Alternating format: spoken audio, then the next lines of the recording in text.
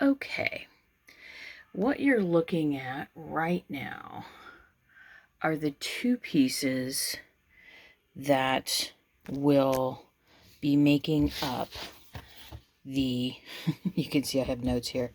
This is the outside of the roof, top, bottom, left side.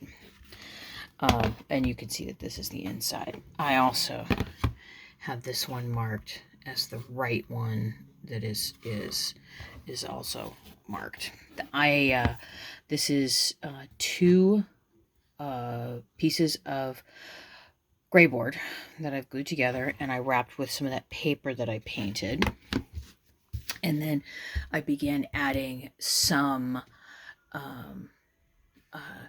painted paper collage on, and I'm kind of keeping, there's a similarity of themes, there's some similar pieces back and forth. They aren't exactly identical. This morning when I came in, I was actually like pleased with what I saw. When last night I stopped working, I was like, oh my god, I hate these. I hate these so much. They are so not good. And then thinking, well, maybe I can kind of hide them a little bit on the top floor. But I was pleased to find out that I actually kind of liked them. So I have some more work to do to these today. I have an appointment to get my hair cut and run a couple of errands. So I won't be able to get back to these until later on this evening. Or I shouldn't say this evening. Yeah, well, kind of this evening. Anywho, um, this is what they're looking like so far. And I'm using paint pens to add in some of the decorations. So I'm having some fun with that. And again, it always feels like you're being like, well, I really had a lot of fun, coming up with this and letting my imagination go. And it's like you we're conditioned, especially in the United States, that if you're having fun, you're not doing anything that's like real or meaningful, or worthy of the work and the time that you put into it. So yeah, it kind of sounds weird. Okay, I will see you in the next part of this video, patrons. Sorry for some of the shine here. This is an inexpensive folder that I picked up at the dollar store. And you can see in here, there's lots of little bits and scraps of paper. I put this folder together because it's holding all of like the paper mosaic, or I shouldn't say mosaic, collage pieces. I want them all in one place and I want it neat and tidy. So these are all the painted paper pieces, the colors that I have used inside the house over here. This side holds a lot of, almost all of the pieces of copies that I've made. You can see some of them are cut up because I've used parts of them, but I didn't want to get rid of anything until I was completely done with the house, because you never know if you're going to need something. Some of them I've used, some of them I haven't. So you can see here I've got some pieces that I haven't used yet. Fold this over. This, you can tell, is un éléphant. This is a piece that I'm going to be making and altering a little bit, that I would like to go in the house. This is, again, you can see that this is in French. I'm having to use a translator to get, some of the construction is pretty easy to figure out by looking at the pictures, but there's some things I know I need a 10 centimeter piece of cardboard, but I want to see what they recommend up here. This is something from like the 30s or 40s. So I have this piece, and there are a couple of others in there that are pieces that I'll be constructing. These are all of the pieces of furniture that I've chosen that I'm going to be altering and then putting into the house. Not altering. These are the ones like the little chair. If I reach over here and grab the little chair. Now, I didn't do any what do you call it? Shoring it up adding a bit more cardboard so they're a little bit more sturdy so they aren't so squeezy. So some of these pieces will be getting that kind of treatment. Now, I'm not sure that all pieces will be used. Like, I know I want to use this piece. I'm really just not, I'm kind of throwing caution to the wind when it comes to proper scaling, if that makes any sense. Because I kind of want it to be a little more Katie Land. Does that make sense? Another reason why I kept a lot of these scraps of these copies, because they're done on the same heavyweight paper. I may be using some of those in here and on these pieces, if that makes any sense. And then there's some pieces like the French, this particular artist, which I think I've got everything. It's Pouf. And Baron and I have been able to find absolutely nothing about him as an illustrator, but I have collected everything I can find online of his or her artwork. So I want to use this little bed. I want to use the little nightstand. This particular piece, I think, is just the cutest thing ever. And some of those pieces, those copies where I want to cover something up, may come in handy for things like this, where I maybe don't want to use these pieces here. I want to use them someplace else. The kitchen pieces that I want to use, which I think are just the cutest little thing. I love this little stove and the little refrigerator. So yeah, that's what these are going to be. I went through and picked out everything that I want to use, and the ones that need color, I'll be using some pen on, and I have a couple of different kinds of pen that I want to use and some colored pencil.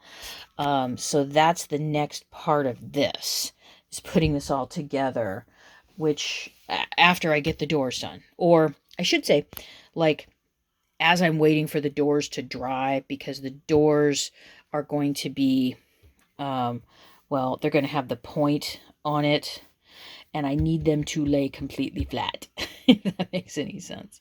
So I'm going to be putting those under weights a lot. So there's a lot of really, this is the one that was the Swedish one that I thought was really, really cute. Vintage in that I think this is probably 1960s, early 70s. And you can see here, printed in Sweden, Helsingborg. And I looked to see, you know, using some of the info that's on here, I looked to see if I can find any more information. No more information. But I have found a lot of really cool places online that like Paper Mao and other places that have these for free for download. So I'm having a lot of fun with these too. Anywho, you know, I'm sure Marielle is not a happy baby right now, because I am not, like, working on her house. I'm making other people's houses. But anywho, I hope you have enjoyed this little compilation video of everything that I've gotten done in like the last 24 hours. And by the next time you see this, oh, fingers crossed, patrons, I will have the I will be putting on the roof and working on the doors. And I want to show you, because the putting on of these outside walls was just, there was so much cursing. I didn't film any of it because there was so much cursing, and I really didn't feel like you needed to hear any of that. So I really want to try hard to show you, it's the same method of attachment using pegs. I want to show you how to put these on, the roof on, using the peg method that I use. Yeah, that's what I want to do. So thank you, patrons, and I will see you in the next video. Okay.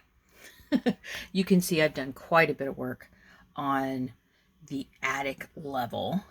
I've added in the rest of the mural. I'm really pleased with how it turned out.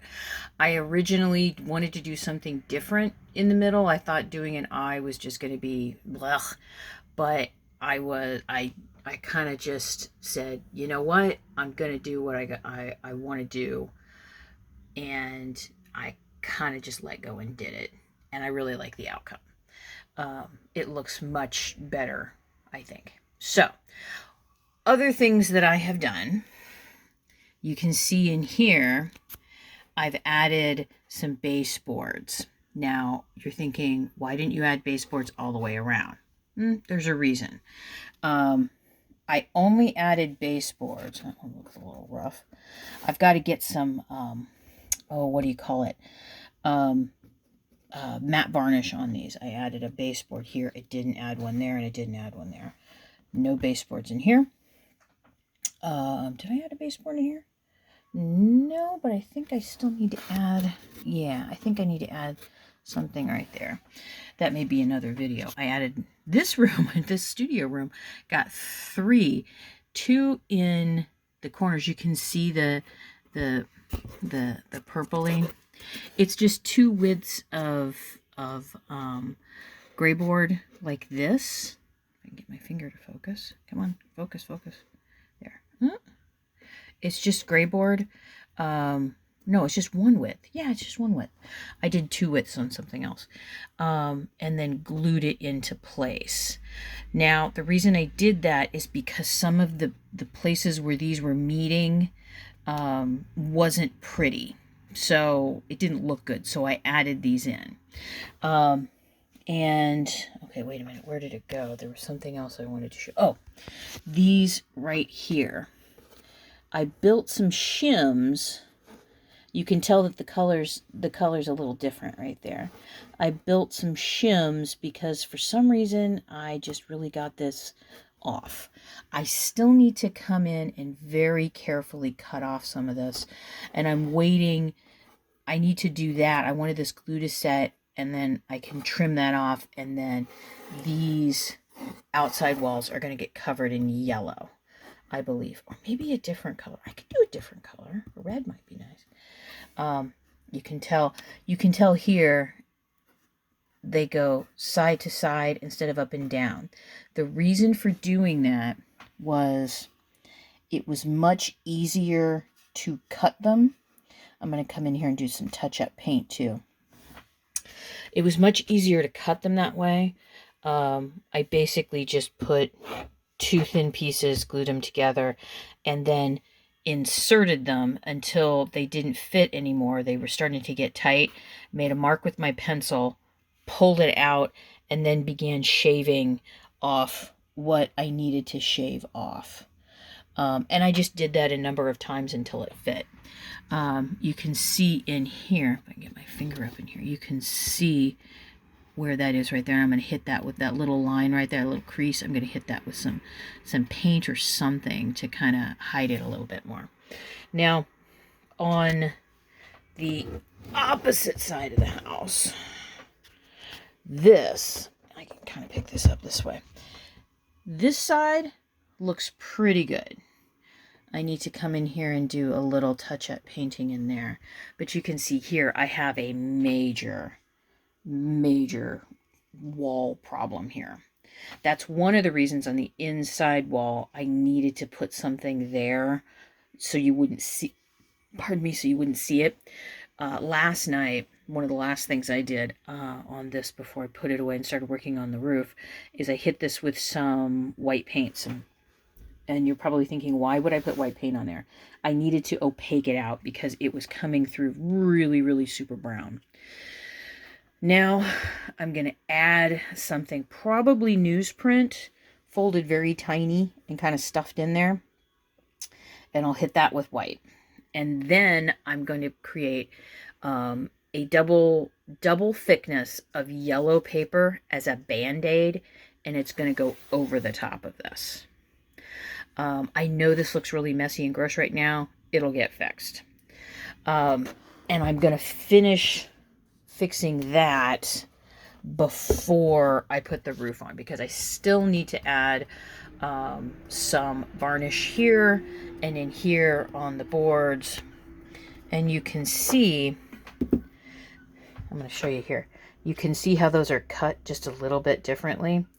The reason they're cut a little bit differently is because of this problem over here.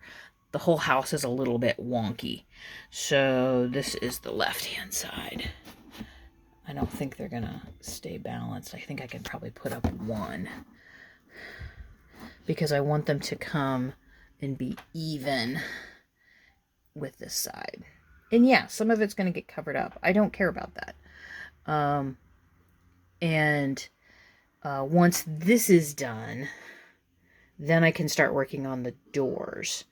And they will also be double thickness, and they're going to be hung from the outside. Probably 1 and 2. With a latch in between. I already have the window pieces cut for the outside windows. I need to cut the inside pieces for the windows. Or do I have them all cut? Nope. No, I think I do have them all cut. I know I have all of the shutters done. So we're getting close. Getting very close. Whew.